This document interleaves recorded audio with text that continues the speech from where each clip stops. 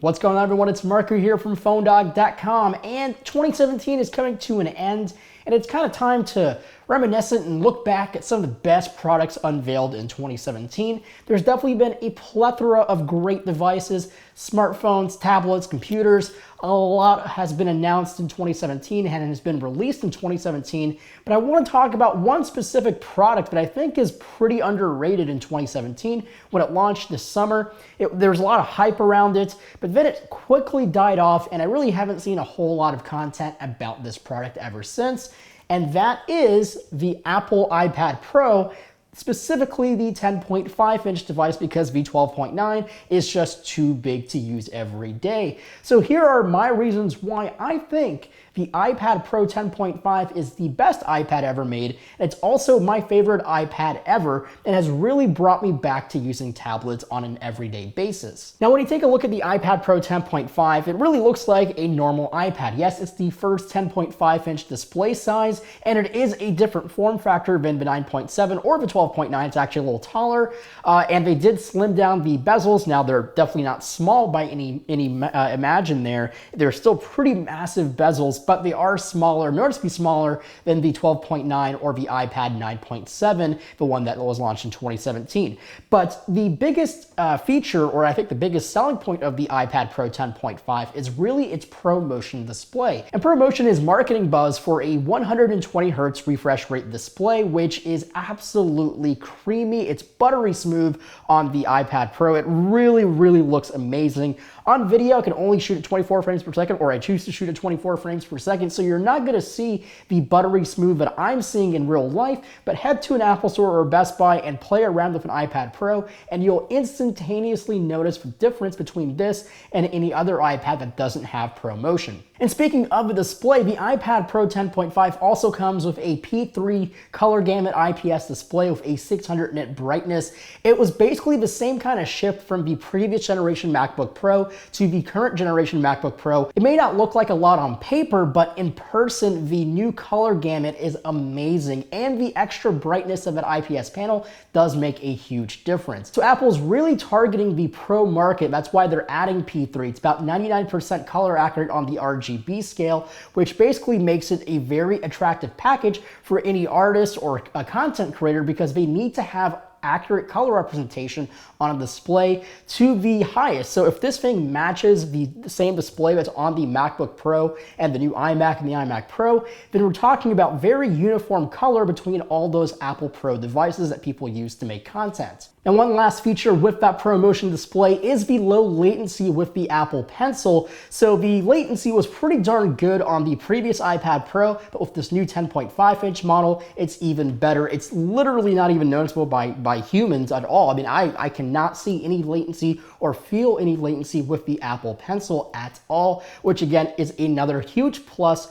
for the Pro content creators, the artists that want to use the Apple Pencil and the iPad Pro in combination to make content. And the next thing I want to talk about is its content consumption factor. The iPad Pro is absolutely the best Apple product in terms of content consumption. If you try to use it on your iPhone, the display's pretty small, so it's not exactly the best, most friendly way to watch videos. And then if you go on the MacBook line, well, if you get a MacBook Pro, battery life isn't exactly as good, and it's heavier, and it's bigger. It's just not as easy to lug around. And well, the iPad still has a 10-hour battery life. It's fanless and never gets hot, in my opinion. And the display at 10.5 inches, it's high resolution. It's the perfect size, and now you can get it with up to ½ TB of storage, which basically makes this thing the ultimate media device. I have Netflix loaded up all the time, Amazon Prime, iTunes. I download so many movies and watch this on the go. I can go on a lot of flights. I can also charge this with a battery bank and not have to worry about getting something that's rated for a MacBook, because this takes a much smaller wattage to charge up. So it honestly is the best content consumption device that Apple sells, and that's not only just iPad Pro 10.5 specific, that's just iPad in general. It's a great device for that. Now moving over to the software side of things, this is probably the least pro but it's still a kind of a pro for the iPad Pro, and that is iOS 11. It's the latest iteration of iOS, and it's really the iOS meant for iPad, having that dock accessible everywhere, having 3 applications at once in terms of true multitasking. All of that is very helpful, but again, all of that also relies on developer support. Some applications just still don't support multitasking in that windowed view.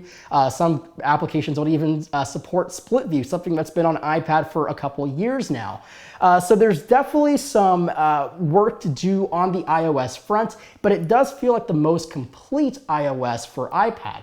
Now, is it a laptop replacement? Absolutely not. I still find myself frustrated with a lot of things that I can't do on the iPad. Having a file system finally is a very nice thing. Also, drag and drop, being able to send attachments and links right from Safari into Mail is a super easy and user-friendly way to do it. But again, it's much easier and much more natural on a Mac or a PC than it is on an iPad. But it's getting there slowly. So hopefully in iOS 12, we'll see a better and more complete iOS specifically for iPad Pro. And the last thing I want to talk about in terms of why I think the iPad Pro is the best iPad Pro or iPad ever made is its form factor. It's 10.5 inches in the display, it's 6.1 millimeters thick, it weighs 1 pound. It's honestly the best form factor iPad I've ever used. I love the 10.5 inch display. I love the slimmer bezels, even though they're still pretty big on the forehead and chin. But again, it's still a very comfortable iPad compared to the 12.9 inch iPad Pro. This is a one-handed device. I can hold this, read a book or watch a movie. I can put my smart cover on and prop it up and watch a movie like that. It honestly is the most complete iPad that I've ever used, and it honestly gets used every single day. I mean, in the morning, I watch my TV. I have DirecTV Now. I can watch that, Netflix. I can read all my news articles, all my newspaper articles, all my just tech articles right on my iPad. I don't even touch my MacBook Pro unless I actually have to do some kind of heavier compute task. So that's why I think the iPad Pro 10.5 is the best iPad you can buy and is the best iPad ever made so far. And I really, really am looking forward to the next generation of iPad. Hopefully they can make that bezel even smaller, maybe an OLED display. That would be absolutely killer on the iPad Pro. Anyway, guys, I hope you enjoyed this video. I know that this is an old device, but I think it's a very underrated device, and it's honestly the best or one of the best Apple products that they have released in all of 2017. Thank you so much for watching. If you have any questions or if you have an iPad Pro, let me know what you think about your iPad Pro. Do you love it? Do you hate it? Do you want to return it? Do you have any other iPad? And yeah, just leave me a comment below. And if you use any other tablet, an Android tablet, let me know what you have. And maybe compare your experiences with that and the iPad Pro. I'd definitely love to hear that as well. And as always, my name is Marco Hanna, and I'll catch you guys in the next video, and I'll see you in 2018.